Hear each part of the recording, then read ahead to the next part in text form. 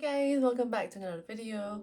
I just wanted to make a really small, quick video recapping my 2022. 2022 was the year that I recovered from postpartum depression. One of the biggest years of my life in terms of mental health, life change in perspective.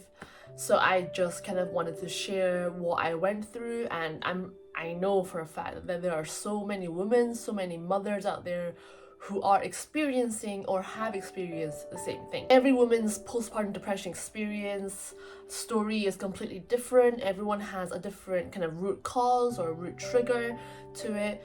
So for me, for my personal experience, I love children. I've always loved children. People might misunderstand and think that I didn't like children and then I got pregnant and that's why I had postpartum depression. That's not the case at all. At the start of 2020, I finally switched my visa from a working visa to a spouse visa. That means that legally I now have the freedoms and the independence to do anything. With this visa, I started to apply for jobs in Korean companies, and I actually got quite a few interviews lined up for me. So I was really excited. I was like, you know, I've got these interviews lined up and I'm gonna crush them, and I'm gonna get a job at a Korean company, and I'm gonna get my salary and get my pension, and you know, I'm gonna. So this is the year I start to build my long-term life in Korea properly. But Corona started and found out that I was 2 months pregnant. My plan was to have a car first and have a home first, and to have savings first before I build a family. Mentally and emotionally and financially was not ready to raise a child at all. And so when I found out I was pregnant, what should have been happy news, I was very, very distressed. I just kept thinking about all the negatives, and I'm a very realistic person, so I don't like to sugarcoat things and be like, yay, everything's perfect and everything's fine. Like, if something's not fine, it's not gonna be fine. The first year was the hardest physically. My back hurt, my wrists hurt, my boobs hurt. Like, I was holding her 24 hours. She wasn't sleeping through the night. I was tired. Physically, I was just always drained and constantly on my feet. But also that change from life without a baby to life with a baby, that change is so drastic and so big. You know, it felt like I lost my friends, my freedom, my independence, and my career overnight. And that change was a lot for me to take in, and it was so much for me to take in that actually I couldn't take it in at all. I actually refused to accept the reality that this was my life now. So everyone says the first year is the hardest, right? So just get through the first year, and then when she turns 1, I'll be able to work again, I'll be able to meet up with friends again, I'll be able to be me again. But then the first year birthday came and passed, and life was the same. Also, when I was pregnant, Dio started his own business. Dio actually was out of the house from morning until midnight building his business so that he could make more money for the baby. I was just alone with her all day, every day, and we didn't have a car. All of that put together, my postpartum depression got worse and worse and worse since baby's first birthday. Summer 2022, I was at my lowest. It was to the point where I didn't really see the purpose of being alive, which is, you know, it's a very drastic thing to say, but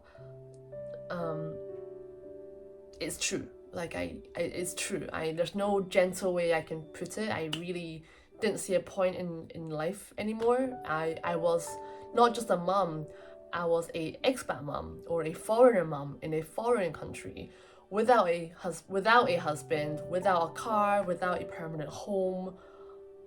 You know, 7 days a week, 24 hours. It was just me and Reina, and it was just a lot for me physically, and it was a lot for me mentally, especially because my pregnancy was unplanned. I didn't actually have the strength to look after myself, and I didn't have the strength to look after Reina.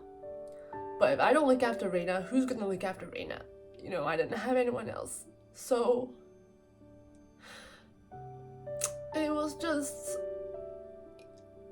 a lot for me. I guess at that moment I felt like I wish I never came to Korea. And then I got a phone call saying that my granddad had got COVID. And then a few days later, I got a phone call saying that his condition was getting worse, so he had to go into the hospital. And then I got a phone call saying that his condition was really, really, really bad, and he only had 2 days left. He immigrated to the UK from Hong Kong with nothing. I love him so much and I respect him so much, and because of my granddad, me and my generation of cousins were able to be born in the UK. I was booking flights and I was packing my luggage. The moment I took the phone call, like, I was just like, I don't know what I'm gonna do about Raina. I don't know what I'm gonna do about my husband, but I have to go to Scotland right here, right now. Like, they can work it out. Just before I was about to go on a plane, I called the hospital and just to ask how he was, and they told me that he was gone. I was already at that point where I wanted to give up, and now that one of the people that I loved the most was gone, without even me being able to say bye to him. Like, it was just like, without Raina, without my husband, I flew to Scotland alone for a few weeks. I attended a funeral, I mourned with my family, and also I decided to do a few therapy sessions back home about my postpartum depression.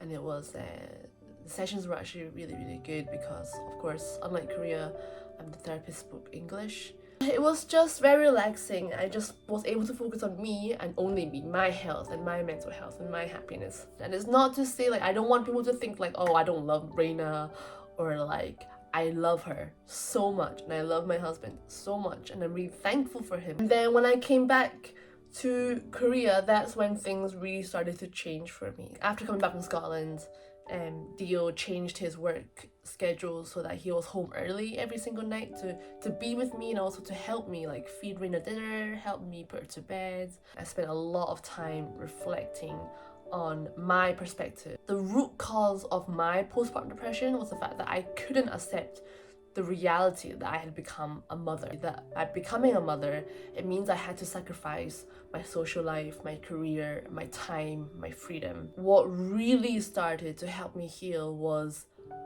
finally accepting that I am a mum, whether I like it or not. Because I'm a mum, I have to, in part, sacrifice my freedom, my friends, and my career. And I stopped thinking about my past life completely, and that was the day I accepted motherhood. I'm starting off this year happy, and I really, really hope that I can also end this year happy and satisfied with my life.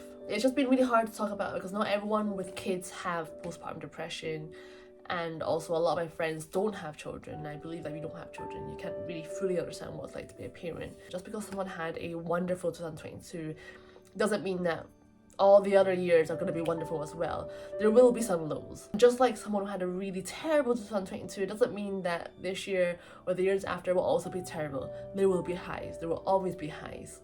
So let's just be realistic about it and just be prepared for whatever to come. I will try to keep making more content for you guys about what life is like in Korea. I hope that you guys continue to support me, my family, and continue to watch my videos. Okay, see you next video. Bye. 나도 받기를 하지만 배달비가 제일 아까워. 오케이. 힌트 어디 있어?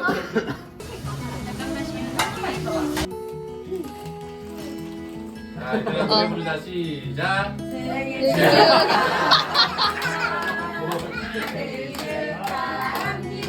먹겠습니다.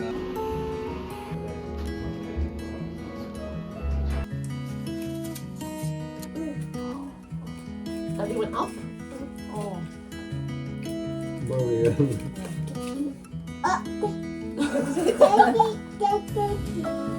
왜? 봤는데 와 기가 많이. 그렇지. 가위바위보. 가위바위보. 로이나. 3번. 3번. 오케이. 띠리링. 띵 띠리리리린 띵 띠리리리린 띵 띠리리리린 띠리리리린 띠리리리린 띵. 초밥의 배.